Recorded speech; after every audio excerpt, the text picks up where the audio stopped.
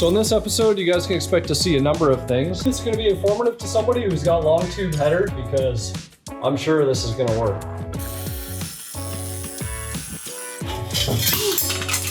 God damn it. How am I going to get this section here to the collector of the headers here? This car is at a startup position. That's pretty awesome. So here we go.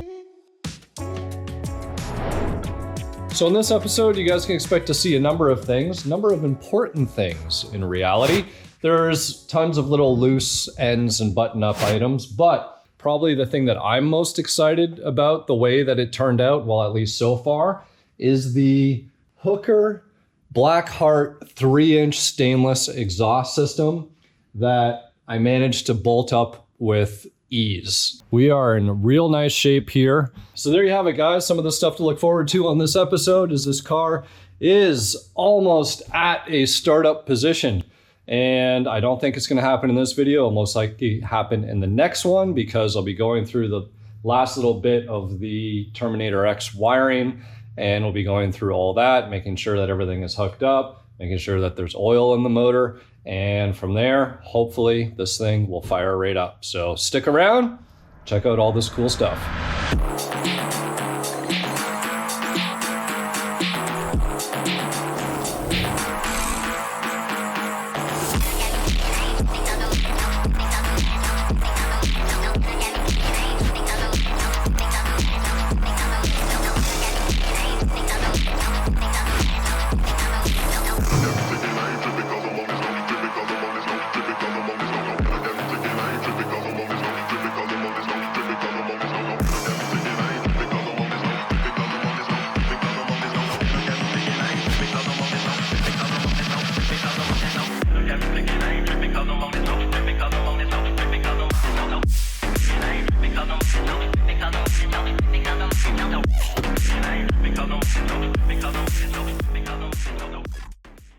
All right, another day here, and I was looking at the exhaust in greater detail, so to speak, and I was like, how am I going to get this section here onto the collector of the headers here? Now, this exhaust is for a Coyote swap or LS swap headers or whatever it might be, long tubes, of course, and this will actually slip right over the Coyote or LS swap long tubes that are made by Hooker.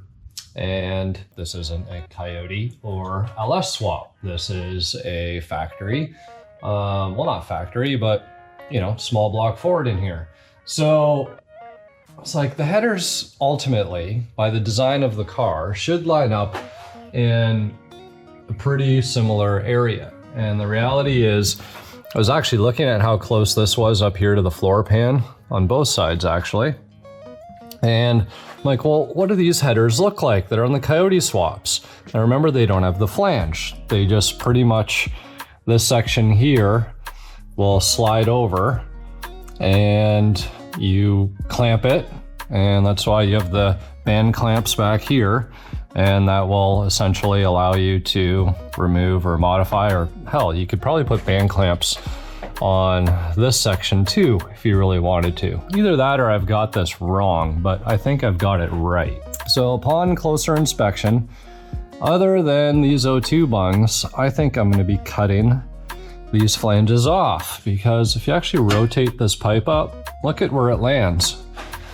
Pretty much, like, that's close, guys, and the exhaust system isn't fully bolted on. So I think what I'm gonna do, I'm gonna get a piece of cardboard, make sure I don't do any damage up here, and I'm gonna get the Sawzall out, and I'm gonna hack those off, because the only other option would be to cut this and weld on a flange and then put a gasket in here.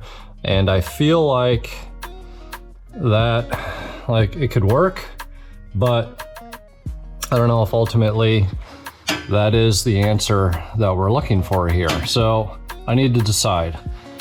Do I want to get rid of this and the potential for vibrations and just put a clamp around here? I think that that would be the quick and easy. The O2 bungs that are on here aren't really positioned in a very good spot. In fact, let me grab the, we only need one O2 sensor in reality. as far as the Terminator X is concerned. I would personally like to run two, one for each bank, because you never know what's going on one side of the motor versus the other. But yeah, like, look at this. That's not gonna work. And this side could work. Huh. Maybe we'll have to use the driver's side bank. Oh, would you look at that? Missing bolt in the K-member. Missing bolt in the K-member over here too. Oh, I know why. It's for the brace that's probably no longer going to fit. So we'll get the proper bolt up in there, and that'll be that.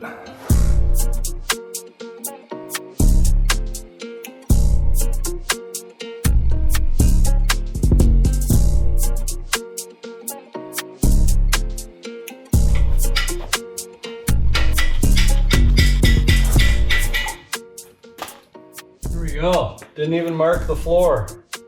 Not a bad cut.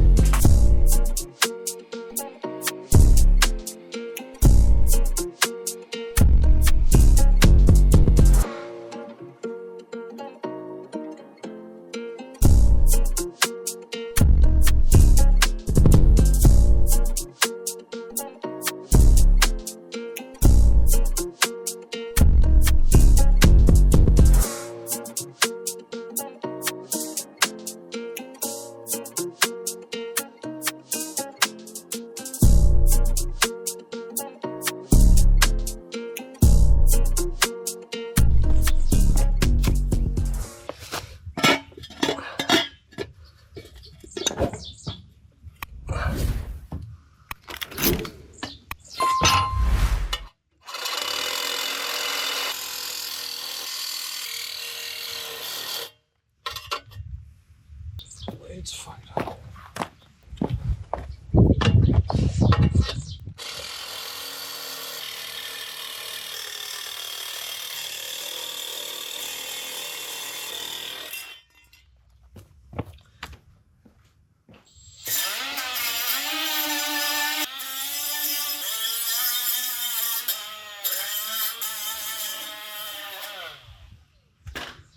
Oh. All right, guys, so stole the band clamps off the rear section to give me more allowance here. And I went and did some research online, and you know what? I could hardly find anything, let alone on a Coyote swap car or an LS swap car. There really wasn't much in terms of how people have installed this. I guess they just assume it's so easy to bolt on, you don't need a how-to. So hopefully it's going to be informative to somebody who's got long tube headers and just wants a really good stainless 3-inch from header back solution, because this kit actually fits really nice. Now what I've done now is I've cut the collector, or the flange, off the collector of the header. I've cut the flange that usually slides on from this pipe onto the collector and put a band clamp here instead. So which means I'm gonna have to get another set of band clamps for the back here where they were supposed to go. But I think that's gonna give me everything that I need to ultimately get this to bolt up and work in a reasonable amount of time. So let's see now. I'm gonna try and get the X pipe up and we'll see if it works. I'll use 2 of the normal clamps in the back for now, just to hold things in place. And if it works, then well, I'll just get another set of, or another pair of the band clamps, and we'll be good to go. So this should be now. Well, let me get my clamps on here. It's backwards, I believe. Use my head here. It's pretty close.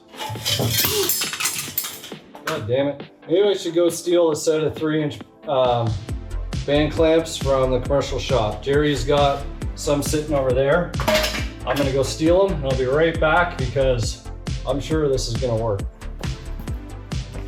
All right guys, don't judge me.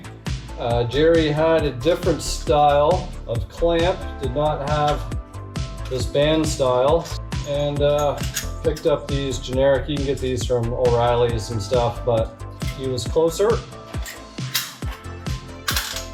should be 3-inch.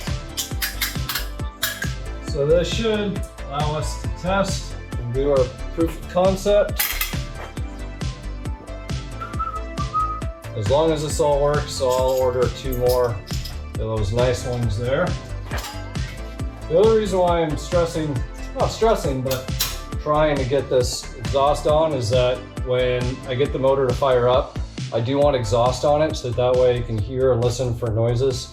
Just having so much money and investment there, you know, we want to make sure we hear everything, because if we got open headers, as badass as it sounds, well, it's not going to help you if there's like a knock or a tick that you can't hear because the exhaust is so damn loud. So hopefully this will allow us to do any diagnosis that we need, and it's going to get us up and running so we can heat cycle, do everything that we need to do, and then sort of like the fuel lines that are more temporarily in place just to make sure that everything is working. And once everything is doing what it should, we'll come back and tidy everything up.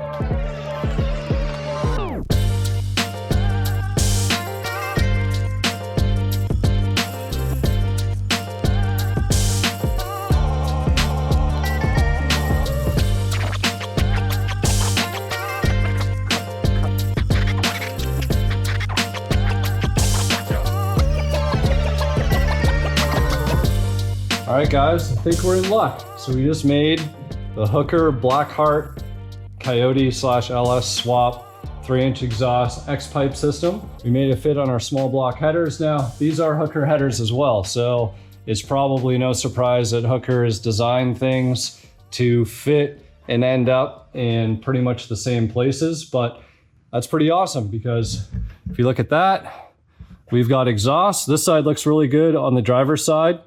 Passenger side, remember, not everything is hooked up back there because we need to get that gas tank finished up. I'm waiting on that one fitting to come in. So there we go, looking good. Probably start looking at routing the clutch cable through.